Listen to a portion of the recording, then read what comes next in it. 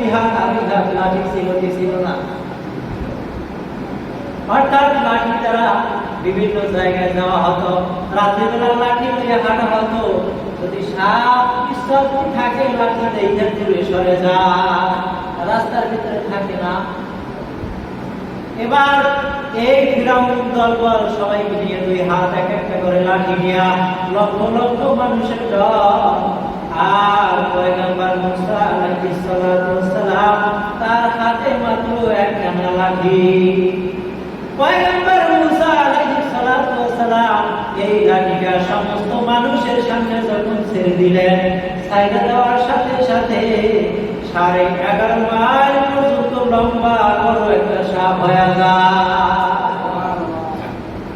সাপের মাথা উপরে দিয়ে ফেনা ধরে এভাবে তাকিয়ে তাকিয়ে ফেরাউনের দলবল সবাইকে দেখতেছে। প্রত্যেকের হাতে এক একটা লাঠি। এবার ফেরাউন সমস্ত জাদুকার জাদুর মাধ্যমে কি বানাইবে? সাপ বানাইবে। জাদুর মাধ্যমে সাপ বানাইবে। কিন্তু পয়গম্বর মুসার সাপ 11.5 মাইল পর্যন্ত লম্বা।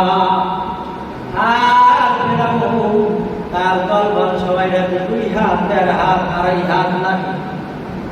প্রত্যেকে জাদুর মাধ্যমে যখন লাঠিগুলা জমিনে ছাড়া হলো, জমিনে ছাড়ার সঙ্গে সঙ্গে এবার প্রত্যেকের লাঠিতে এক একটা করে সাপ হয়ে গেল। এবার একটা নয়, দুইটা নয়, লক্ষ লক্ষ ছোট ছোট সাপ। আর পয়গম্বর মুসা আলাইহিস সালাতু ওয়াস সালামের কাছে একটা সাপ। এবার সমস্ত সাপগুলো একাত্র হয়ে সিরিয়াল মতো আসতেছে বড় সাপের দিকে। অর্থাৎ সাপে সাপে লড়াই হবে। দেখো পয়গম্বর মুসার সাপের পাওয়ার বেশি না আমাদের সাপের পাওয়ার বেশি? তাদের লক্ষ লক্ষ সাপ, আর পয়গম্বর মুসার মাত্র একটা সাপ। পয়গম্বর মুসা আলাইহিস সালাতু ওয়াস সালাম তার সাপ যখন দুইটা আঙ্গুল দ্বারা যখন সাপকে ইশারা করা হলো, আঙ্গুল দুইটা যখন সাপের মাথার কাছে নিয়ে আসা হলো, এবার আনার সঙ্গে সঙ্গে পয়গম্বর মুসা আলাইহিস সালাতু ওয়াস সালামের সাপ এবার ওই ফেরাউনের সাপ এক মুঠে খাবার দিয়ে 5টা 10টা 15টা এভাবে করতে করতে এক এক খাবার ভিতরে মুখের ভিতরে ঢুকায়। এক একটা খাবার দিয়ে 4-5টা করে সাপ খালি মুখের ভিতরে দেয় আর পেটের মধ্যে ঢুকায়। এভাবে সাপ খাইতেছে খাইতেছে।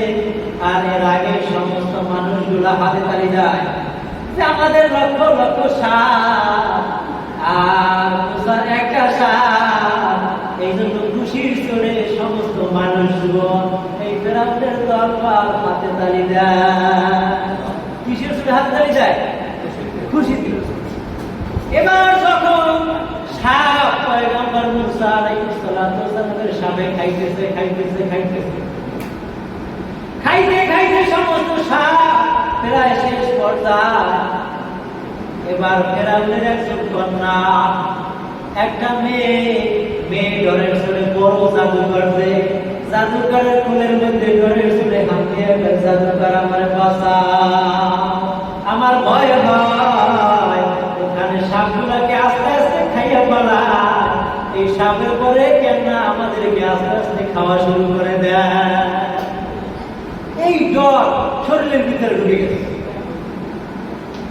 ফেরাউনের চতুর্কুলে ঘেরাও দিয়ে গেলে, ও বাদশা ফেরাউন, ভগবান আল্লাহ আপনি তো আমাকে ভগবান, আপনি আমাকে বাঁচান, আপনি বড় খোদা আমাকে বাঁচান। এবার ফেরাউন তো বড় খোদা নিজের পরাণের ভিতরে আটকে গেছে,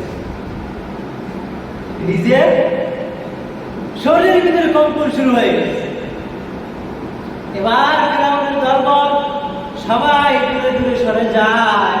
ডরের ছেড়ে কেউ কেউ দৌড়াইয়া যায়, আর কেউ কেউ দৌড়াইয়া পয়গম্বর মুসা আলাইহিস সালাতু ওয়াস সালামের কাছে এসে বলে, ও পয়গম্বর মুসা, ওই সাপের হাত থেকে বাঁচাও, সাপের মুখ থেকে বাঁচাও, আমরা ফেরাউনের দলে না, এখনই আমাদেরকে কালেমা পড়াইয়া মুসলমান বানাইয়া দাও।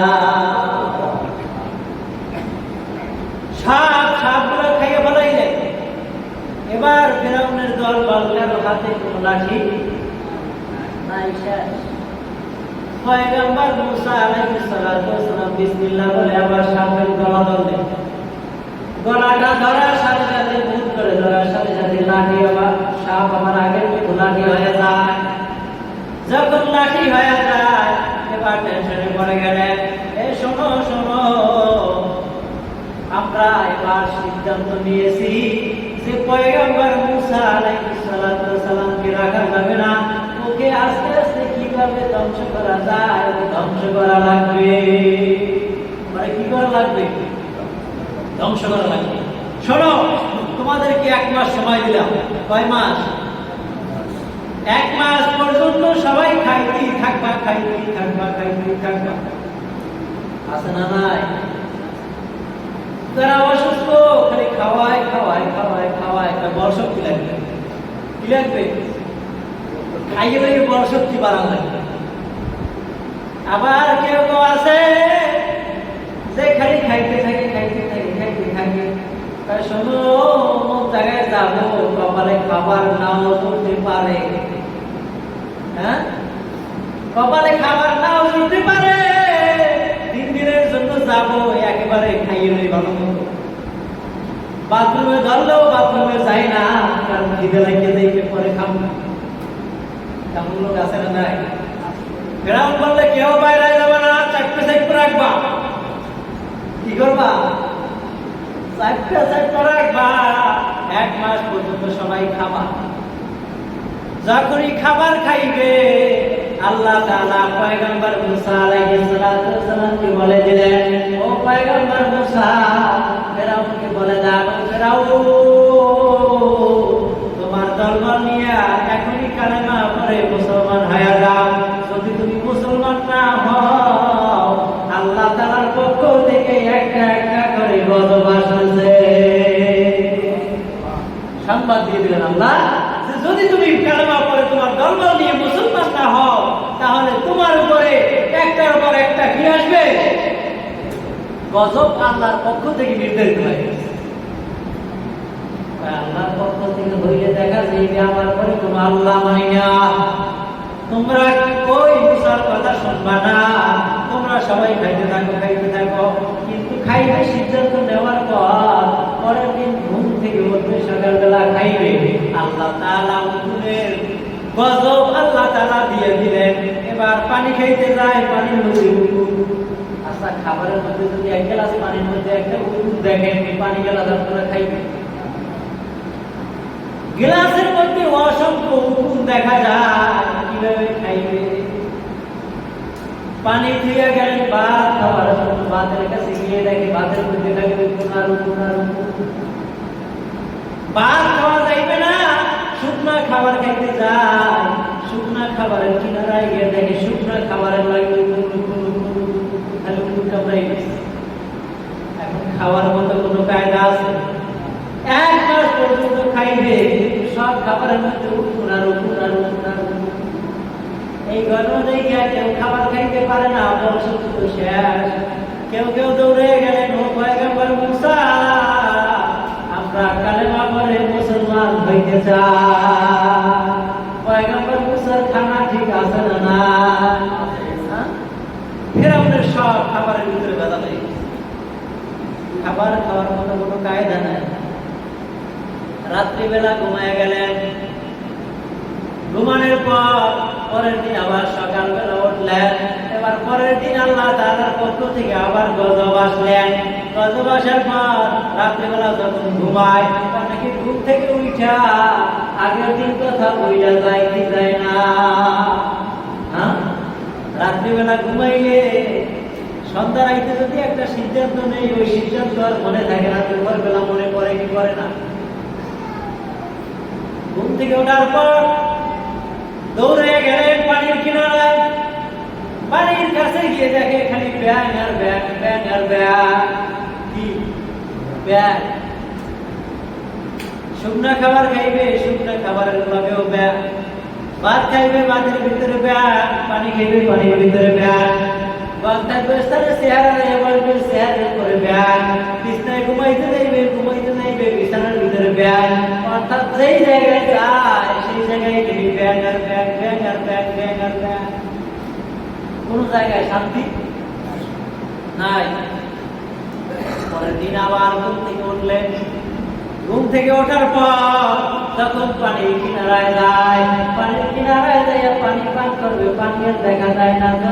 রাত্রিবেলা পানি দেখলাম, এখন দেখি পুরো জগের মধ্যে রক্ত আর রক্ত।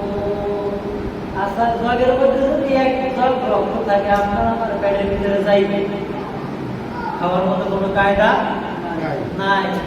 শুকনা খাবারের কিনারায় গেলে শুকনা খাবারেও রক্ত মাখা, শুকনা খাবারেও রক্ত মাখা। ভাত খাইতে গেলেন, ভাতের ভিতরে রক্ত মাখা। চেহারের ভিতরে বসবে, চেহারের উপরে রক্ত মাখা। অর্থাৎ চেহারের ভিতরে যদি কোনো ময়লা দেখি, দোয়া ছাড়া চেহারে বসা যায়, কিন্তু দুই বেকিরিয়া পানির ভিতরে রক্ত। এভাবে করতে করতে করতে করতে এবার ফেরাও চিন্তা করলেন যে সবাই শোনো, যেহেতু সব খাবারের ভিতরে রক্ত রক্ত রক্ত, খাবারের ভিতরে ব্যাং ব্যাং ব্যাং, খাবারের মধ্যে উকুলার উকুলার উকুল, খাবার খাওয়ার দরকার নাই। আমাদের গাছের ভিতরে ফল আছে না?